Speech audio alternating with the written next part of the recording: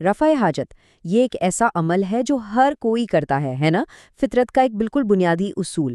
ہم عام طور پر اس بارے میں بات کرنا پسند نہیں کرتے، اسے نجی رکھتے ہیں۔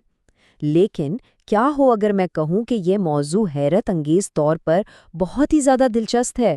چلیں آج اسی عام سی چیز کے پیچھے چھپی غیر معمولی دنیا کو کھوجتے ہیں۔ تو ذرا اس سوال پر غور کیجیے، کیا واقعی ایسا ہو سکتا ہے کہ زندگی کا سب سے معمولی، سب سے عام حصہ دراصل سب سے زیادہ دلچسپ ہو؟ یہی سوال ہمیں ایک ایسی کھوج پر لے جا رہا ہے جو ہماری روزمرہ کی زندگی کے ایک بالکل نظر انداز کیے گئے پہلو کو روشن کر دے گا۔ اچھا، تو سب سے پہلے ہم انسانوں کی دنیا سے ذرا دور نکلتے ہیں اور دیکھتے ہیں کہ قدرتی دنیا میں فضلہ کیسے کام کرتا ہے۔ یہ صرف کوئی بیکار چیز نہیں، بلکہ یہ تو قدرت کی ایک بہت طاقتور قوت ہے۔ کبھی سوچا ہے کہ دنیا کے کچھ سب سے خوبصورت سفید ریت والے ساحل کس چیز سے بنے ہیں؟ اس کا جواب شاید آپ کو حیران کر دے۔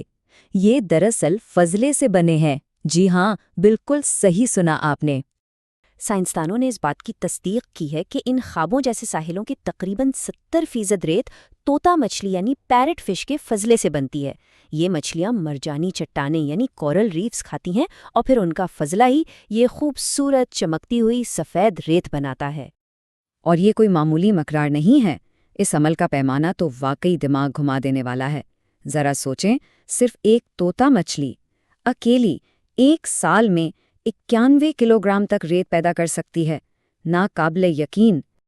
اور کہانی صرف طوطا مچھلی پر ختم نہیں ہوتی، کئی دوسرے جانور بھی اپنے فضلے کو حیران انگیز طور پر مفید کاموں کے لیے استعمال کرتے ہیں، جیسے کہ فن تعمیر اور یہاں تک کہ ایک دوسرے سے بات چیت کرنے کے لیے۔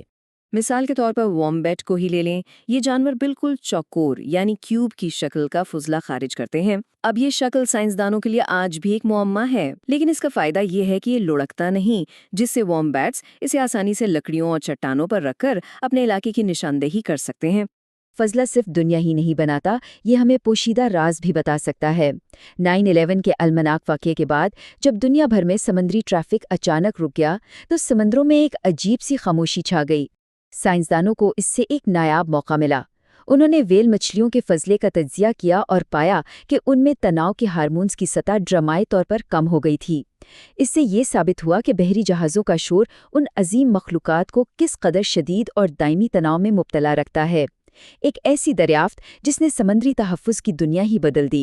لیکن جہاں فضلہ راز افشا کرتا ہے، وہیں یہ غیر متوقع خطرات کا باعث بھی بن سکتا ہے۔ گوبر کے بڑے بڑے ڈھیروں کے بارے میں سوچیں۔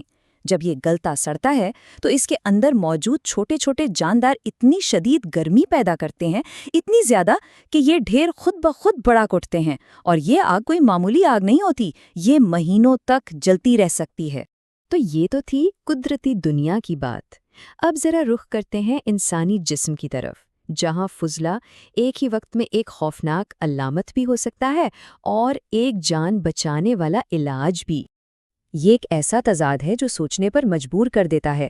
ایک طرف ہے فضلاتی کے، جو ایک جان لیوا حالت ہے جس میں آنتوں میں رکاوٹ کی وجہ سے فضلہ الٹا راستہ اختیار کرتا ہے، اور دوسری طرف ہے فضلاتی ٹرانسپلانٹیشن، ایک ایسا انقلابی علاج جو زندگی بچا رہا ہے۔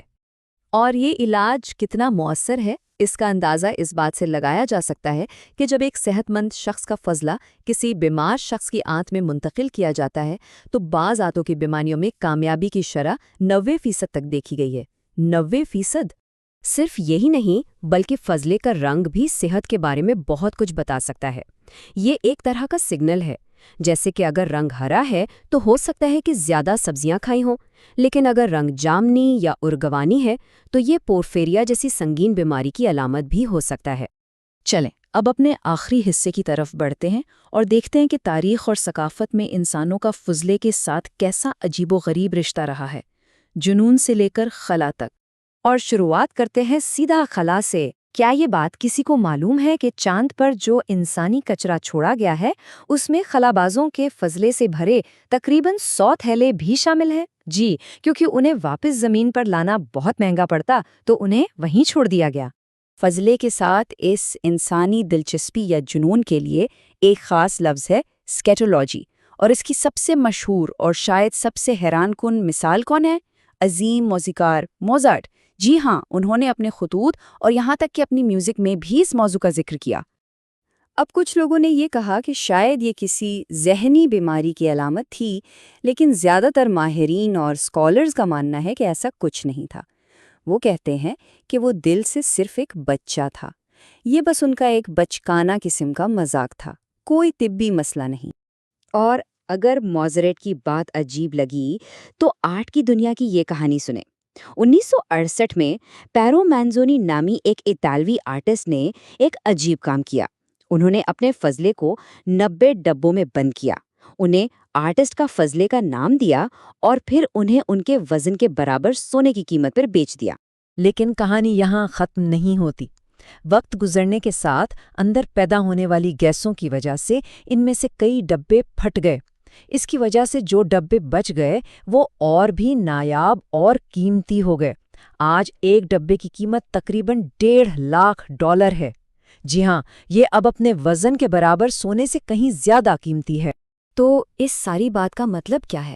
اگر ایک ایسی چیز جسے ہم بیکار سمجھتے ہیں وہ دنیا بنا سکتی ہے، بیماروں کو شفا دے سکتی ہے اور سونے سے بھی زیادہ قیمتی آرٹ بن سکتی ہے، تو یہ ہمیں یاد دلاتا ہے کہ غیر معمولی کہانیاں اکثر سب سے عام، سب سے نظر انداز کی جانے والی جگہوں پر چھپی ہوتی ہیں۔ تو آخری سوال یہ ہے کہ ہم اپنی روزمرہ کی زندگی میں اور ایسے کون کون سے راز و خزانوں کو نظر انداز کر رہے ہیں؟